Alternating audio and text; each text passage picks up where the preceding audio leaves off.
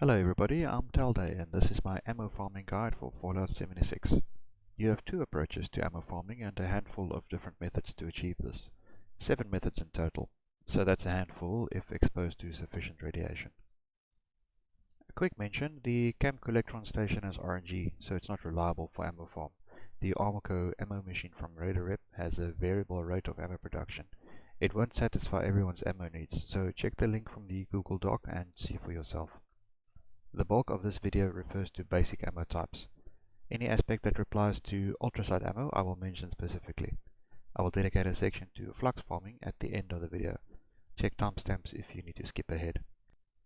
In the description below you'll find a link to the Google Doc which has wiki links, tips, lists and details that would otherwise make this video a few hours long.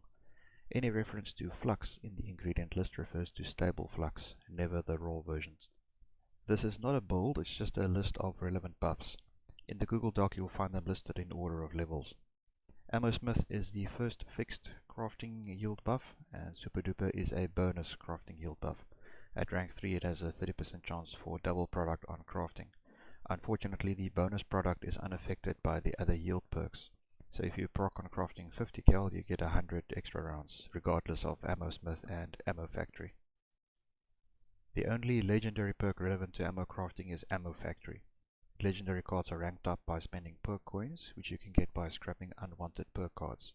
Having maximum Ammosmith and Ammo Factory together gives you a 4.5 times multiplier on crafting yield, for no increase in material cost.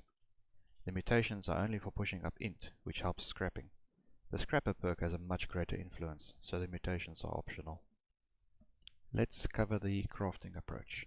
Basic ammo crafting is available to all characters and does not require any plans to unlock. You will need a chemistry station and a tinker's workbench for crafting. Gunpowder, ore smelting and fusion cores are made at a chemistry station. All other ammo products are made at a tinker's workbench. Ultracite ammo crafting is unlocked by learning the prime receiver plan for a particular weapon. For weapons that share ammo type, you could end up being able to craft the ammo before you can craft the receiver. For example, combat rifle and lever action rifle that both use 45. Prime receiver plans drop from the Scorch Beast Queen with good reliability and a small chance from regular Scorch Beasts. All prime receivers and ultracite ammo variants need stable flux to craft. The bow and compound bow ultracite plans can be bought from raider or settlers with friendly reputation. Not all weapons have prime variants. If the Google Doc doesn't list ultracite ammo ingredients, that means you can't go with prime. Just to clarify, I'm listing the ingredients for the ammunition. The actual prime receivers usually need 2 kinds of flux and other ingredients. On to ingredients. All bullets take a mixture of gunpowder, lead and steel. Arrows, energy and explosives are slightly varied with plastic, adhesive, copper, crystal, etc. The important thing is to know what ingredients you need before you start doing some honest work. I'll be ignoring flares and paddle ball string as nobody uses it seriously. Method 1. Buy from NPC vendors. Slightly expensive but very easy. This can cover the vast majority of ingredients needed. Check fo76map.com under locations and hop around the vendors listed there. Only wandering merchants sell bulk ammo scrap. Method 2. Workshops. Excellent for crafting, limited for ammo farm. There are a few unique situations worth mentioning. The converted munitions factory up in the north has an ammo machine which you can configure and it will keep making your selected ammo type similar to the camp object. The power plant yard workshops can make fusion cores, and this is actually the best method for this ammo type. Mount Blair has a 30-minute runtime and needs a higher investment of resources to power up, but gives a large amount and variety of ores.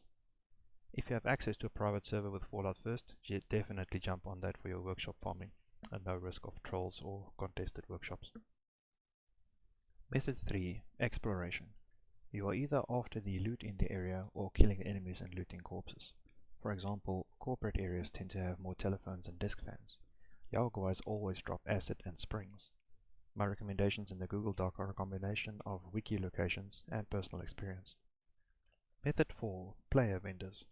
This is not reliable for either approach, but you could stumble upon a good deal. When you mouse over a player camp, it will show a summary of the items for sale.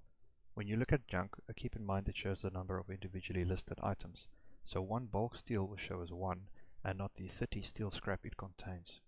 It is common for ammo to be sold at 1 cap per round, but ultracite variants are very rare in player vendors.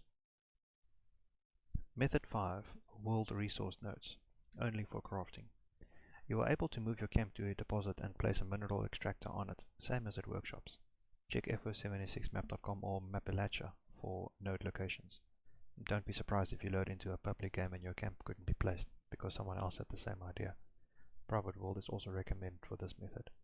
You'll notice in the Google Doc that I listed junk nodes a few times with different locations. All the nodes do the exact same thing, so it's just a bit of variety or preference. Method 6. Public events. Selectively good for crafting, roll of the dice for ammo farm. The events differ greatly, so check the Google Doc for details. Some events reward you with the resources directly, others give you the opportunity for loot because of where the event is located, or based on the enemies involved in the event. Method 7. Daily Ops. Thanks to Blackwell for this suggestion. Check him out at twitch.tv/BlackwellTV, link will be in description.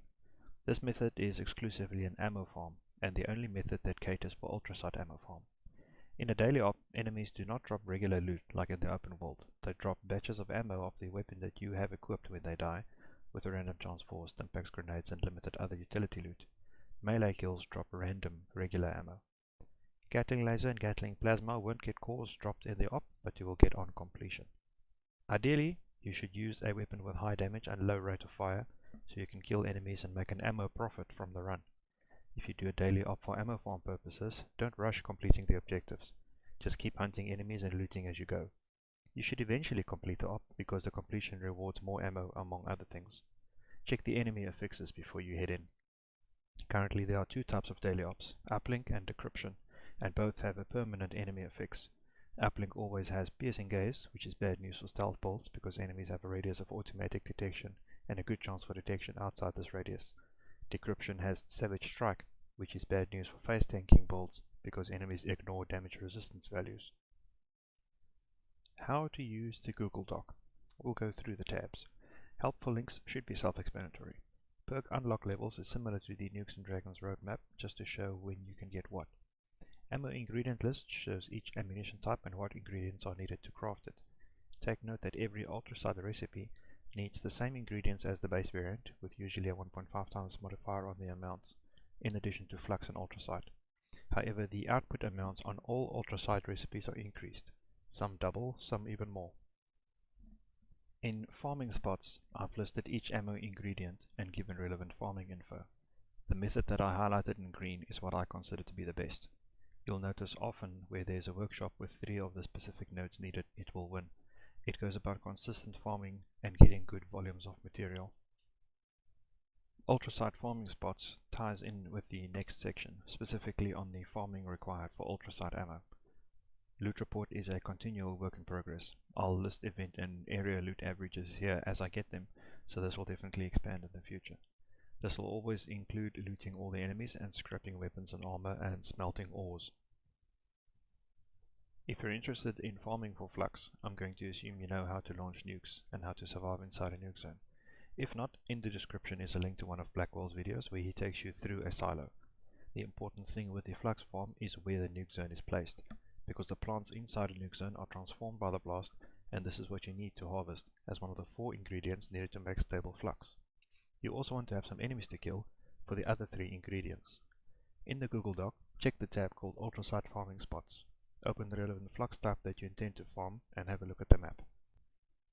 If it's possible to include Fisher Site Prime or Monongah Mine in the radius where you want to farm, then go for it, because those sites trigger boss events which guarantee stable flux in the rewards, among other things. But my feeling is, you run the silo, you place the nuke. So place it how you feel is going to give you the best farm. A common alternative to the event spawn locations is White Spring, because of a high concentration of enemies and lots of plants. To get a raw flux from the nuke zone is simply a matter of equipping Green Thumb and picking flowers.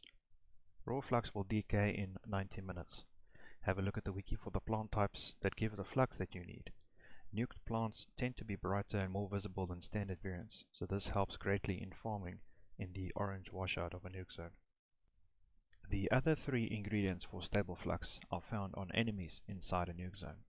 It is RNG on drop rate, so the more enemies you kill the better. This is why White Spring is good for farming, and why sometimes people target Fisher site prime directly instead of just touching the site with the edge of the circle. On the edge method allows the queen fight to take place in open air, so all the non-power armor builds can stay in their performance enhancing armor instead of hazmat suits. My preferred nuke zone placement is like this. Keep in mind I use ultracite 50 cal, which needs violet flux. So here's my reasoning. Fisher site prime is in the circle, so it will spawn the Scorch Beast Queen. The fight can take place in open air by Forward Station Delta, which has a power armor station for scrapping and some catwalks to have the high ground. You've got two more Fisher sites in the nuke zone, which have nodes of ultracite around them. These spawn a group of enemies every time you harvest it. If the Fissures spawn a Scorch Beast when you come closer, don't kill it quickly. Let it send waves of enemies at you, all of whom also have a chance for nuke mats. Only kill the Scorch Beast once it stops doing the sonic attacks.